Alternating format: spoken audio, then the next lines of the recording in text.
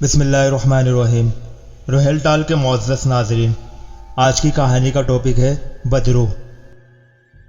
سعدیہ اور نعیم کی جوڑی بے مثال تھی۔ نعیم کا سعدیہ کے ساتھ بہت اچھا رویہ تھا۔ وہ دونوں اگر کسی بات پر لڑ پڑتے تو سعدیہ ایک اچھی بیوی کی طرح خاموش ہو جاتی تاکہ بات آگے نہ بڑھے۔ یہی بات نعیم کو پسند تھی۔ نعیم ایک مل میں کام کرتا تھا جس سے اچھا خاصا گزارا ہو رہا تھا۔ ایک روز کام سے واپسی پر اسے کافی دیر ہو گئی۔ راستے میں ایک پرانا قبرستان پڑتا تھا۔ اس جگہ تو دن میں بھی لوگ آتے ہوئے ڈرتے تھے، مگر نعیم ایک نڈر اور دلیر نوجوان تھا۔ رات تقریباً 11 بجے جب وہ قبرستان سے گزر رہا تھا تو اسے دور سے روشنی نظر آئی۔ اس روشنی میں نعیم کو ایک سایہ نظر آیا۔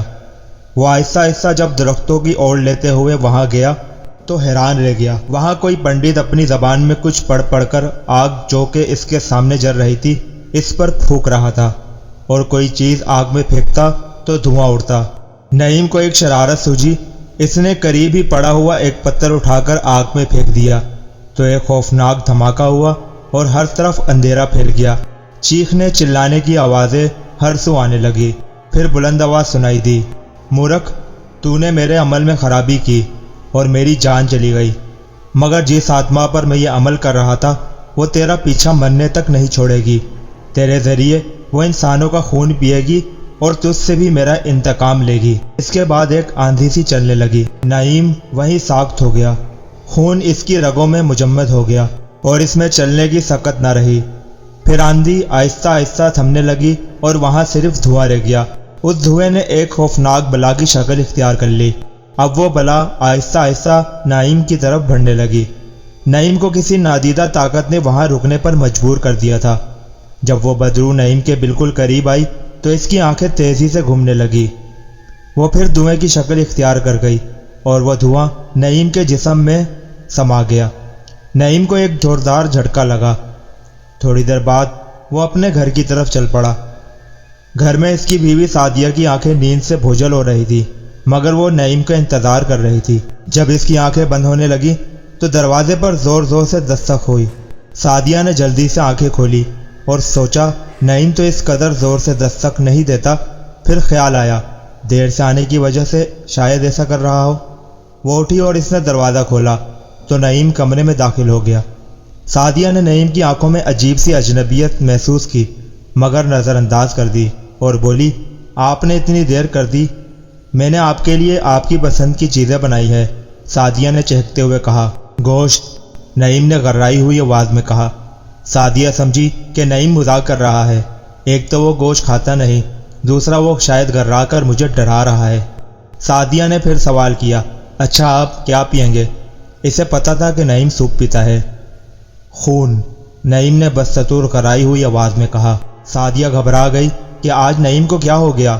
جب اس نے نعیم کے چہرے کی طرف دیکھا تو خوف سے اس کی گھٹی گھٹی سی چیخ نکل گئی، کیونکہ اس کا چہرہ بگڑا ہوا تھا اور اس کے ہاتھوں پر لمبے لمبے بال نامودار ہو گئے تھے، نوکیلے ناخن بھر رہے تھے۔ پھر یکدم نعیم اٹھ کر کھڑا ہو گیا اور سعدیہ کی طرف بڑھنے لگا۔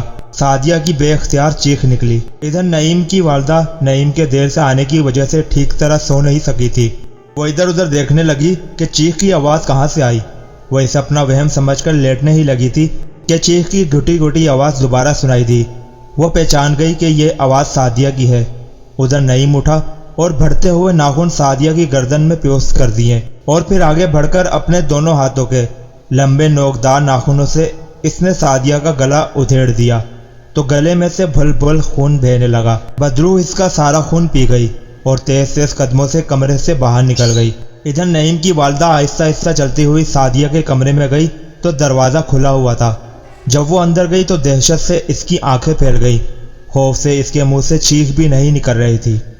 پورا زور لگا کر چیخی تو دوسرے کمرے سے اس کی بیٹی اور بیٹے بھاگتے ہوئے آئے تو ان کی بھی چیخیں نکل گئی، کیونکہ سامنے ہی سعدیہ کی گردن ادھڑی ہوئی لاش پڑی تھی۔ آنکھیں باہر کو نکلی ہوئی تھی اور ان میں سے خوف نمایاں طور پر نظر آ رہا تھا۔ ان کی والدہ بے ہوش تھی۔ نورین نے انہیں سنبھالا۔ نعیم کے دونوں بھائی رضوان اور عمران جلدی سے سعدیہ کی لاش کے نزدیک گئے تو خوف سے کانپنے لگے اور باہر آ گئے۔ پہلے وہ دونوں صحن میں پھرتے رہے۔ جب وہاں سے کچھ نہ ملا تو کمرے میں جا کر ٹارچیں اور ریوالور لے آئے، گیٹ سے باہر نکلے اور باہر آ کر ٹارچیں روشن کر لی۔ جب ٹارچوں کی روشنی زمین پر پڑی تو بڑے بڑے پیروں کے نشانات نظر آئے۔ وہ نشانات کی مدد سے آگے بڑھے، تھوڑے فاصلے پر جا کے پیروں کے نشانات ختم ہو گئے۔ جہاں نشان ختم ہوئے وہاں نعیم پڑا ہوا تھا۔ ان دونوں نے نعیم کو جلدی سے آواز دی، نعیم بھائی آپ؟ تو نعیم کھڑا ہو گیا۔ ایک دم کھڑا ہونے سے اس کے چھوٹے بھائی گھبرا گئے۔ ٹارچوں کی روشنی نعیم کے منہ پر ماری تو نعیم کا چہرہ بگڑ رہا تھا۔ دونوں کے خوف سے رونگٹے کھڑے ہو گئے۔ نعیم تیزی سے ان کی طرف بڑھنے لگا۔ پہلے تو وہ خوف سے ساکت ہو گئے، لیکن پھر یکلخت ان میں حرکت پیدا ہوئی اور وہ دونوں سر پٹ بھاگ کھڑے ہوئے اور گھر جا کر ہی دم لیا۔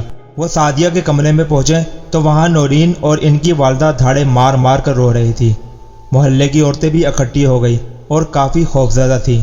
تمام عورتوں کی آنکھیں اشک بار تھیں۔ امی اور نورین کہہ رہی تھیں کسی بھیڑیے نے ہماری سعدیہ کو مار دیا، مگر انہیں کیا پتا کہ وہ بھیڑیا کون تھا۔ ادھر نعیم کو بدرو ایک پرانے قبرستان میں لے گئی اور وہاں اسے ایک قبر پر لٹا دیا۔ نعیم بدرو کی مرضی سے ہر کام کر رہا تھا۔ اس کی اپنی تمام ذہنی اور جسمانی طاقتیں ختم ہو چکی تھی۔ وہ کسی کو نہیں پہچان سکتا تھا۔ صبح ہو چکی تھی اور سعدیہ کے والدین اور بہن بھائی روتے بھیڑتے ہوئے وہاں آ گئے اور گھر والوں نے سعدیہ کی موت کی انہیں ساری تفصیل بتا دی۔ ادھر رضوان اور عمران پریشان تھے کہ بدرو نعیم کی شکل میں کیوں تھی۔ پھر کسی کو خیال ہی نہ رہا کہ نعیم کہاں ہے۔ خیال اس وقت آیا جب وہ جنازہ لے کر جانے لگے۔ نعیم کو بہت ڈھونڈا گیا مگر نعیم انہیں کہاں ملنے والا تھا۔ آخر تھک ہار کر انہوں نے سعدیہ کو دفن کر دیا۔ سعدیہ کی تدفین کے بعد انہیں نعیم کا خیال آیا۔ جب رات ہوئی تو ان کی والدہ نے رضوان اور عمران سے پوچھا نعیم کا کچھ پتہ چلاؤ، حل والوں سے پوچھو۔ دونوں بھائیوں نے ماں کو رات والا واقعہ سنا دیا۔ یہ سن کر ان کے رونگٹے کھڑے ہو گئے کیونکہ انہیں پتا تھا کہ سعدیہ ہمیشہ دروازہ بند رکھتی تھی اور نعیم کے آنے پر ہی کھولتی تھی۔ ادھر نعیم کی شکل میں بدرو کو پھر سے خون کی طلب محسوس ہوئی۔ وہ قبر سے باہر نکلا اور دوبارہ گاؤں کی طرف چل پڑا۔ راستے میں اسے گاؤں کا چوکیدار مل گیا۔ گاؤں کے چوکیدار نے اسے پہچان لیا اور بولا تمہارے گھر والے تمہیں تلاش کر رہے ہیں، مگر وہ صرف اتنا ہی کہہ سکا۔ نعیم کے ناخن بڑھنے شروع ہو گئے۔ چوکیدار چیخ بھی نہیں سکا اور موت کی آغوش میں چلا گیا۔ بدرو نے ایک اور انسان کو موت کی نیند سلا دیا۔ جب صبح کے وقت چوکیدار اپنے گھر نہیں پہنچا تو اس کی بیوی کو تشویش لاحق ہوئی اور جب لوگ چوکیدار کو ڈھونڈنے لگے تو جھاڑیوں میں اس کی کٹی پٹی لاش کو دیکھ کر خوف سے کانپنے لگے۔ گاؤں میں خوف کی لہر دوڑ گئی۔ ہر سو کسی نہ کسی کی کٹی پٹی لاش ملنے لگی۔ ادھر نعیم کے بھائیوں نے پورا گاؤں چھان مارا مگر نعیم نہ ملا۔ پورے گاؤں میں نعیم کی گمشدگی کی خبر جنگل میں آگ کی طرح پھیل چکی تھی۔ ایک دن اسی گاؤں کا ایک نوجوان عثمان شہر سے واپس آ رہا تھا۔ اسے کافی دیر ہو گئی تھی۔ وہ قبرستان کے رستے سے واپس آ رہا تھا۔ اس کے پاس پاورفل ٹارچ تھی۔ جب قبرستان کے وسط میں پہنچا تو اسے آہٹ سی محسوس ہوئی۔ عثمان نے فوراً پیچھے مڑ کر دیکھا تو کوئی اس کے پیچھے آ رہا تھا۔ اسے معلوم تھا کہ گاؤں میں ہر روز صبح کے وقت ایک لاش ملتی ہے، اس لیے اسے اپنی موت کا یقین ہو گیا کہ یہ وہی بلا ہے جو بے دردی سے لوگوں کا خون پیتی ہے۔ اس نے ٹارچ کی روشنی پیچھے آنے والے پر ڈالی تو وہ حیران رہ گیا کہ وہاں تو نعیم موجود تھا۔ نعیم آہستہ آہستہ اس کی طرف بڑھنے لگا۔ اس کا چہرہ خوفناک ہونے لگا۔ عثمان کو پتہ چل گیا کہ نعیم کے جسم میں کوئی بدروح حلول کر گئی ہے اور اس کا اگلا شکار میں ہی ہوں۔